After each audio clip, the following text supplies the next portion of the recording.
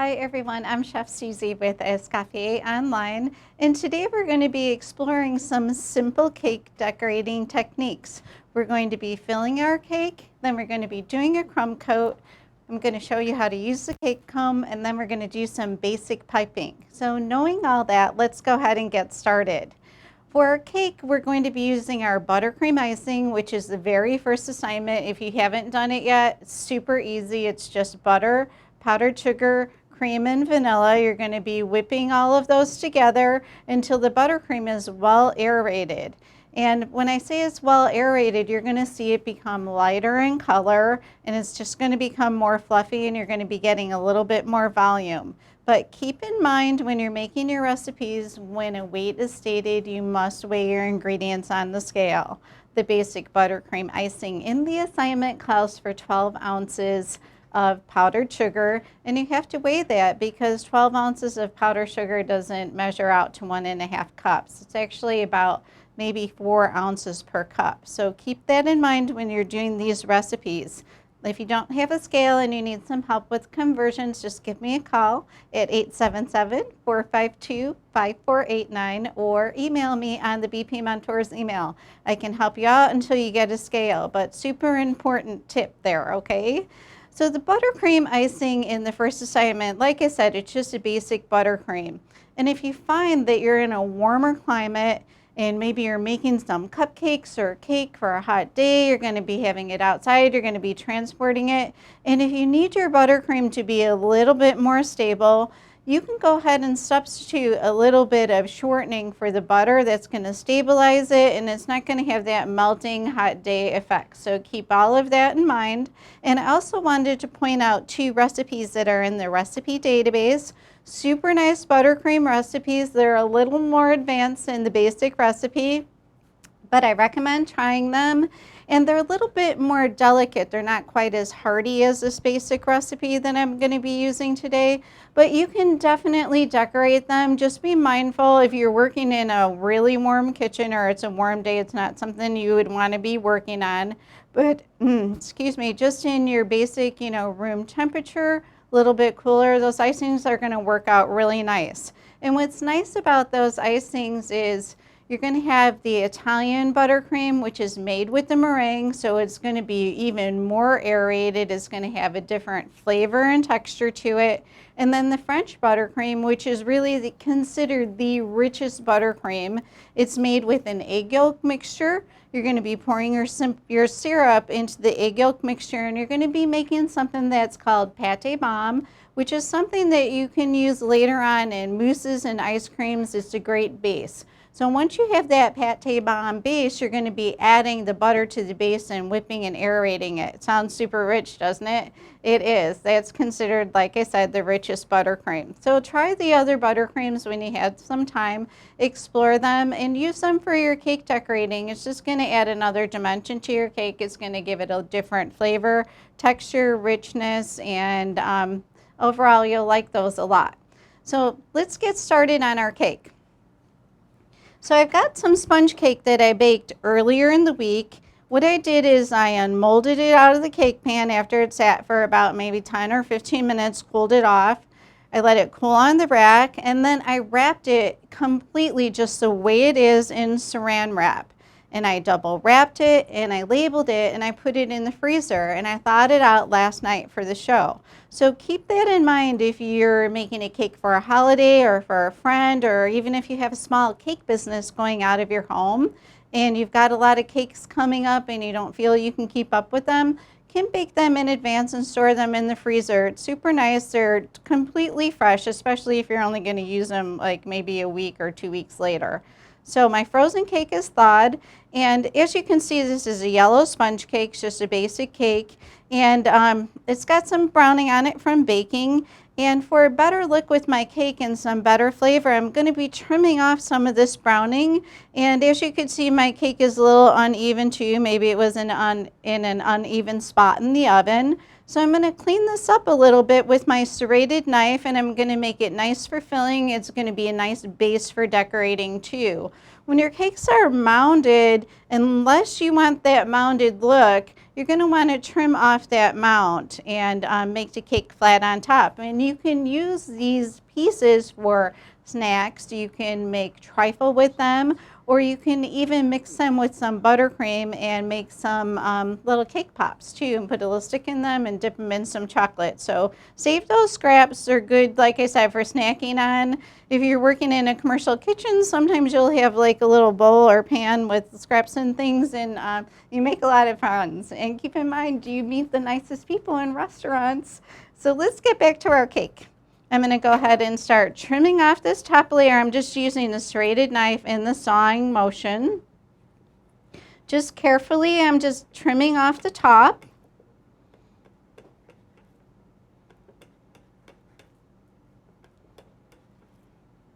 And we have a question.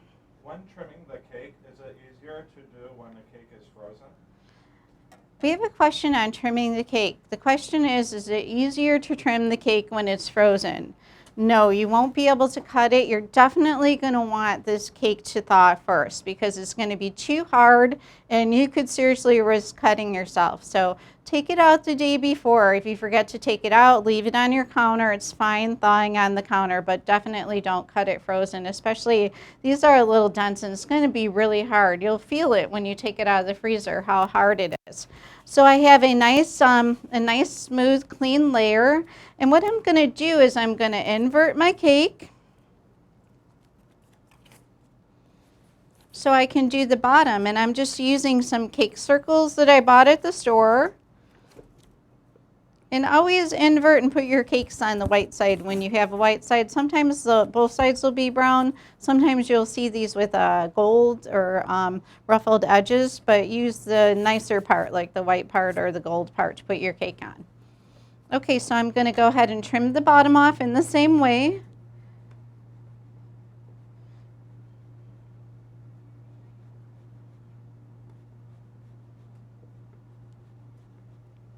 Just take your time. And this is kind of a thin layer, and as you become more familiar with trimming cakes and things and using your knives, it'll definitely become easier for you. And I was using my wheel to go around, and a lot of cake makers use the cake wheel. I highly recommend it if you don't have one.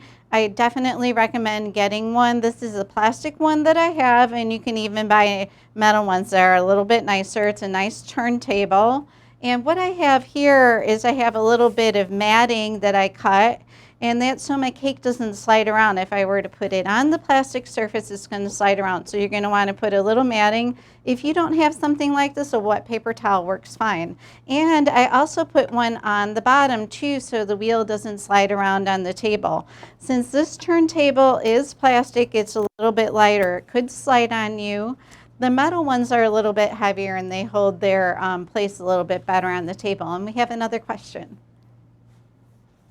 Is the sponge cake in the recipe database, and also, is there anything you put in the cake to make it super moist? The question is in the sponge cake, is the sponge cake in the recipe database? I didn't use the sponge from the recipe database. It's just a basic sponge recipe that I had. And the question is can you put something in the cake to make it more moist?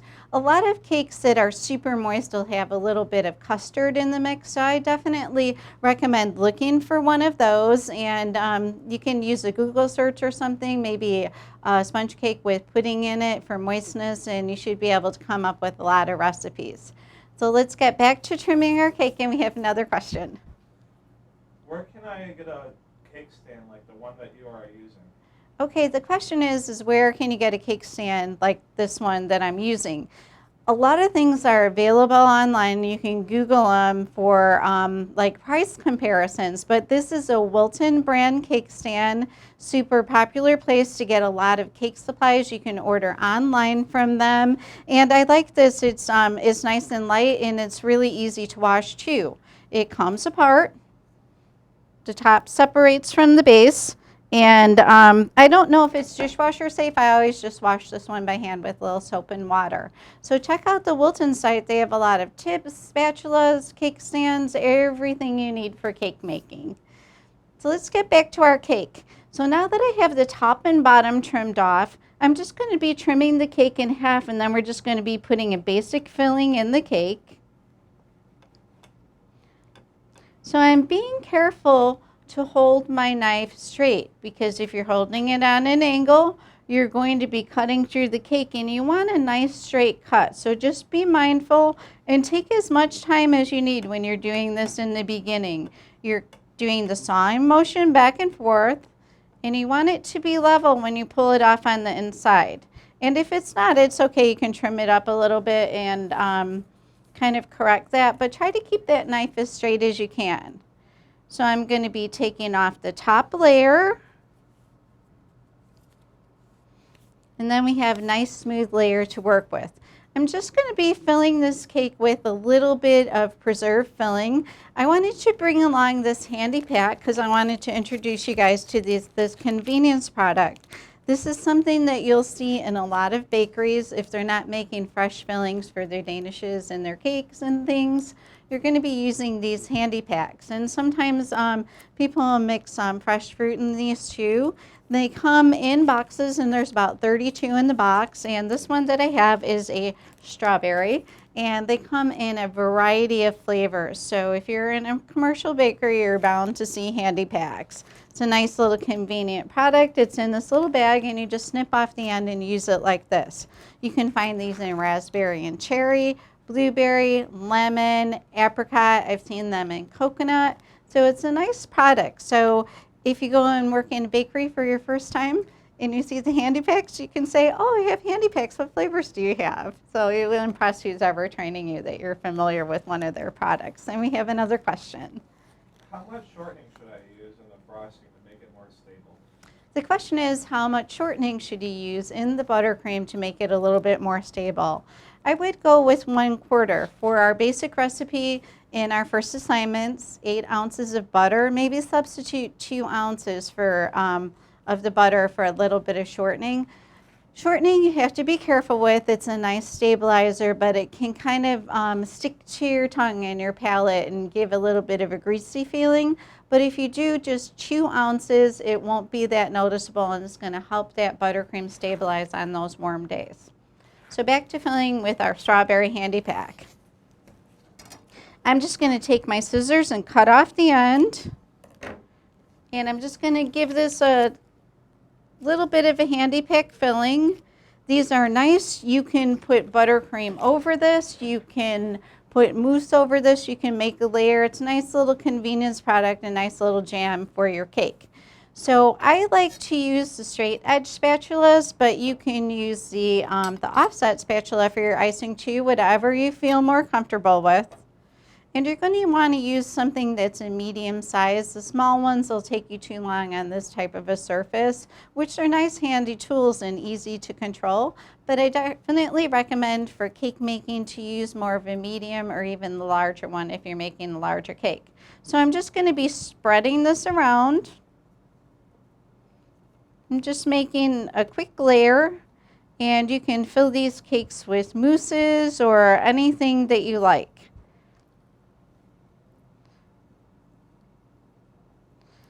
So once I get this spread out, I'm going to be putting the top back on.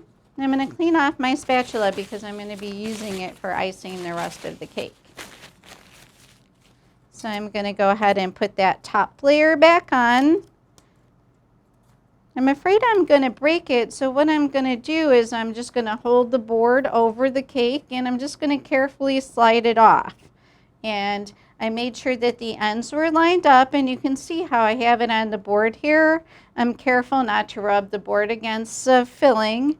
And this technique comes in very handy when you're making larger cakes, like maybe a 12-inch or 14-inch round, or even a full sheet or a half sheet. So keep that technique in mind. And we have another question. Will that filling soak into the cake? The question is will this filling soak into the cake? It won't, because it's a little bit thicker. If you used a filling with maybe some fresh strawberries that was a little bit runny and liquidy, almost watery looking, that's going to absorb into the cake. but this is a little bit thicker product. It's got some stabilizers in it, and it's used in baking danishes too, so it's not going to spread, and it's definitely not going to seep into your cake. So now that we just have a simple filled cake, we're going to be doing something that's called the crumb coating, which is super important. It's going to be a real thin icing on the cake, and then we're going to refrigerate it, and that kind of holds all the crumbs in, and then we're going to put our second icing on, and it's going to be nice and clean. So it's especially helpful when you're making chocolate cakes, because we know how chocolate crumbs look in white icing. Looks kind of dirty. It doesn't look good at all. So I've got some basic buttercream icing that I made earlier, and we're just going to be doing the crumb coat on the cake.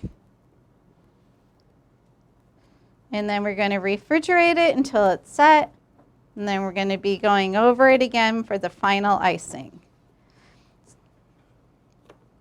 So I put my buttercream in the center, and as you can see, I'm working it out to the sides, and I've got a little bit overhanging. And then what I'm going to do is I'm going to just be going around my cake. And don't worry if you have cakes because crumbs, because it's the crumb coating. So I'm going to need just a little bit more icing, and take your time when you're doing this for the first time. Kind of embrace it, I guess I would say, and just kind of have fun with it. When you're icing cakes, don't do them when you're in a hurry, because you're not going to have as much fun unless you've been making a lot of them and you're super speedy. And we have another question. Two questions. Was that filling jam or jelly? And any tip on how to cut and trim the sponge cake into a bunny shape without damaging it? Okay.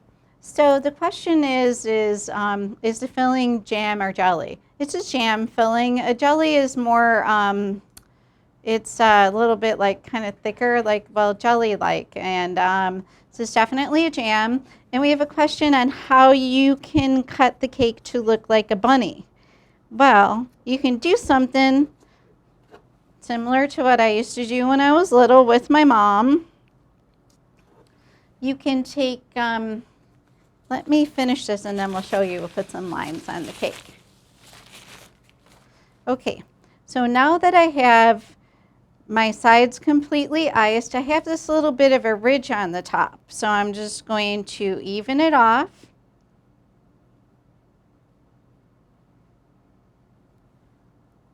And then I have my crumb coated cake. And then we're going to put this in the refrigerator, and then it's going to be set up. But we had a bunny cake question that I wanted to answer. So to make a bunny cake, you can do a bunny head very easily. You can use the round cake for the face, and then you can cut out the ears. I'm just going to mark the cake with the spatula. You can cut out the ears. And then you'll have a little bow tie for the center that you can put under the chin, and then put the ears on top, maybe put it on a half sheet board. Put a little bit of pink coloring in the ears. You can decorate it with jelly beans, make some cute eyes, and a triangle-shaped pink nose and some whiskers with maybe some chocolate icing. So there you have your bunny cake idea. Kind of a little bit of a retro bunny cake. I actually made one last year for a friend of mine, and they really liked it. It reminded me of a cake that I made when I was younger. So back to our cake. So we're going to be putting this in the refrigerator, like I said, and then I crumb coated a cake earlier, and we're going to be icing that one. So let's set this aside. And let's clean off our wheel a little bit. And we have another question while we're cleaning off the wheel. How long do you refrigerate after crumb coating? It's a good question. How long do you refrigerate the cake after the crumb coating? Just until it's completely set. You can touch it, and it should be firm to the touch. And usually takes about 10 minutes, but it really depends on your refrigerator and how long you've been in and out of it that day, and if it warmed up at all. So just make sure that it's set and the buttercream is cool. So I've got my cake that I crumb coated earlier, and we're going to go ahead and finish it off. And we're going to be using the same technique we're going to be putting the icing in the center. And then we're going to be spreading it to the outside. And then we're going to go around the sides. And like I said, the crumb coating has held all these crumbs in, and now our cake is going to look nice and neat. And usually for my second layer, I put a little bit more icing on because I'm going to want to cover up all those spots that are showing through from the crumb cake coating. And then I'm just carefully going around the side. And I'm making sure to cover this completely. We've got plenty of icing. And then we're just going to kind of go around and we're going to clean it up a little bit.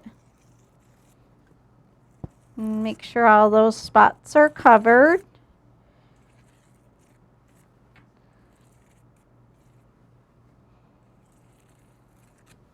And I've got a little bit of a spot showing through. And since we're going to be using the cake comb, we don't have to make it completely smooth. And I'm going to be cleaning up the top.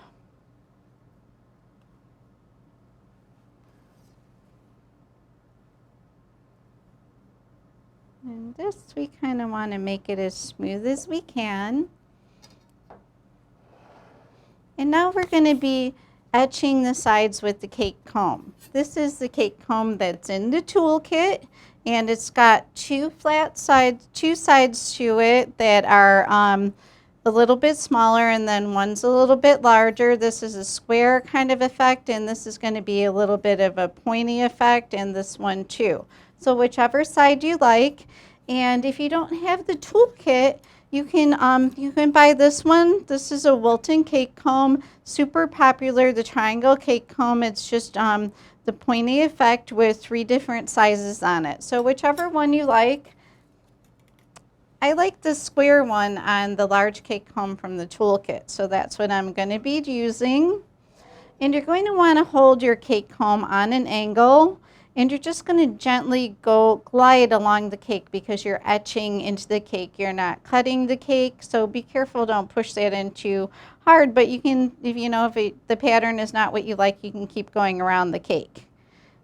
So I'm just going to carefully run this along the cake from the bottom to the top until I have a nice etched finish.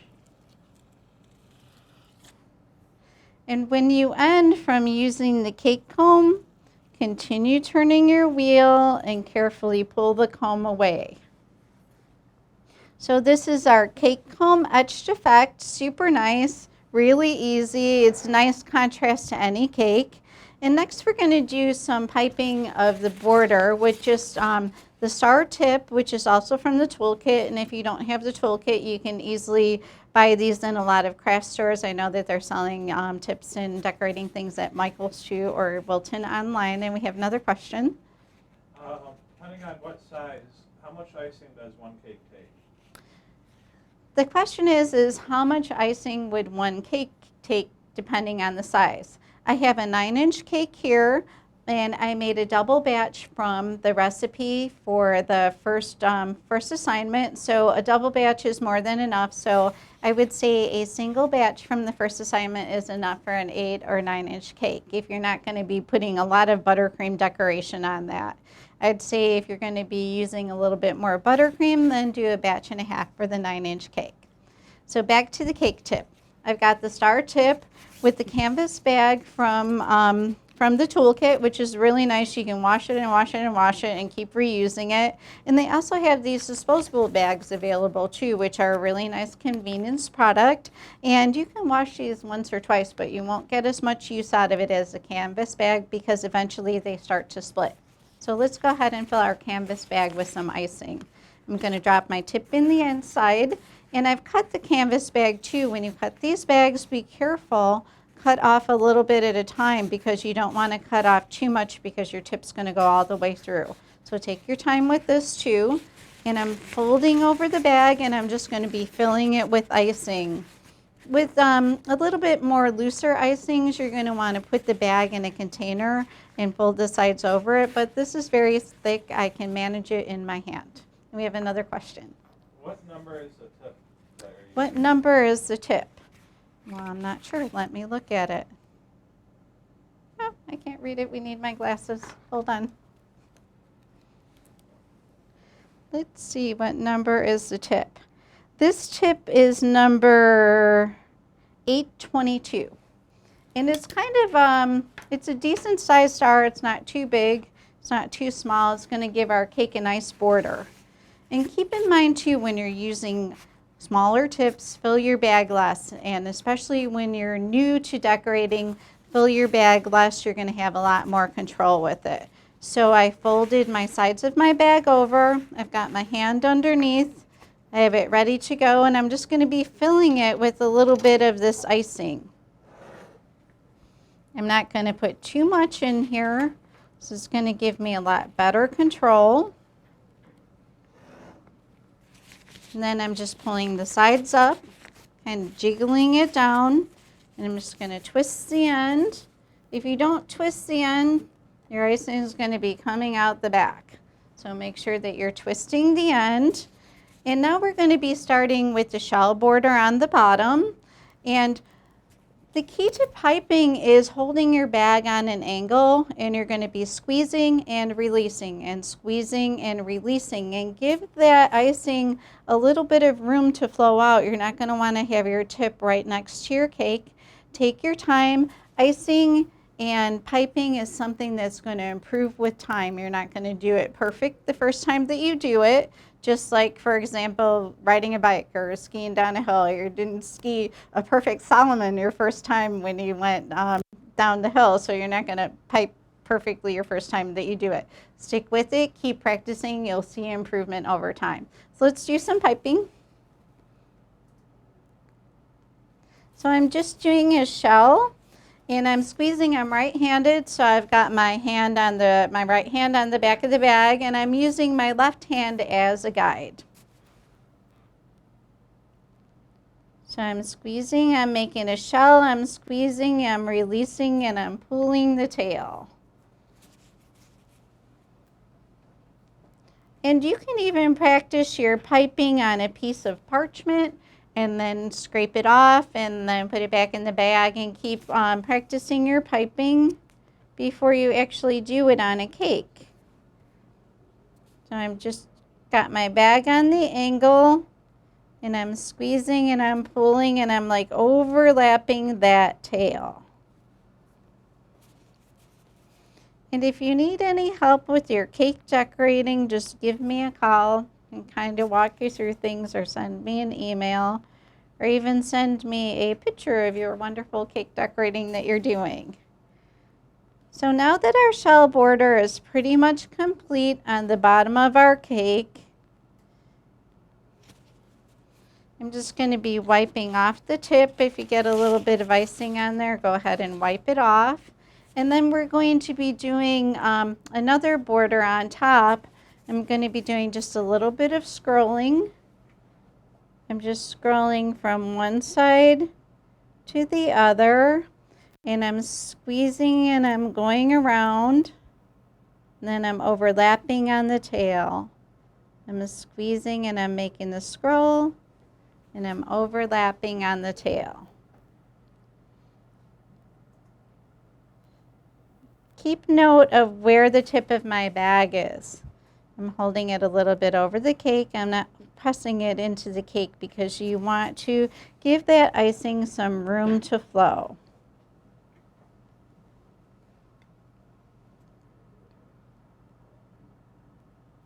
So just take your time with your piping. I like this border with the effect where you kind of go back and forth. The scrolls are going a different way. And have fun with your piping and make some fun designs. Get lots of practice. This is super easy to do once you start doing it.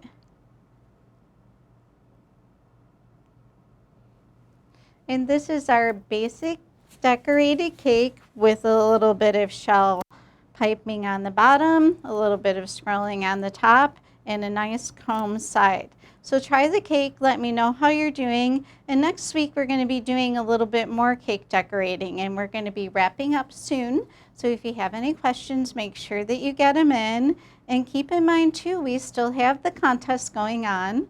For every assignment that's passed in the month of April, you'll receive an entry into the raffle for the Escoffier Red Professional Series KitchenAid mixer, which is absolutely beautiful. To me, KitchenAid mixers are lifetime mixers. They always last so long. And this is a little bit bigger than the home mixer, so you can grow into it. And the top 10 students that submit the most assignments are going to receive Escoffier branded chef jackets. And I think that we have another question before we say goodbye. Two questions. How can we practice our piping? And also, what tip number was that again? The questions is two questions. How can we practice the piping? You can practice piping on some aluminum foil or some parchment paper. Just put it down on your counter and then just pipe in lines, and then you can take a bowl scraper or a spatula, scrape it off, put it back in the bowl, mix it up a little bit, refill your bag, and you can just keep doing this over and over to practice the technique. You'll be developing those little muscles in your hand, and you'll be getting rid of some of that shakiness that we all have when we first start piping. I had it, everyone has it. And we had another question too. What was the tip number? Tip number 822. If you need any help with tips, just give me a call or send me an email. And we're going to be saying goodbye for today. Thanks for joining me, and we'll see you next week. Take care.